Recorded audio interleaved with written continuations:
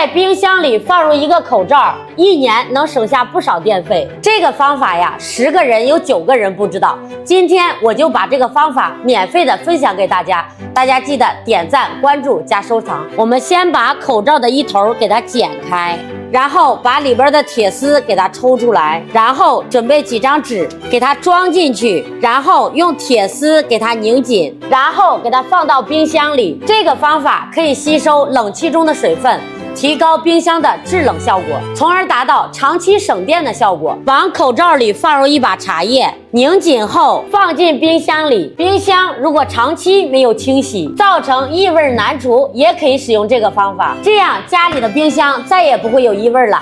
还有什么不会的，给英子留言，下期见。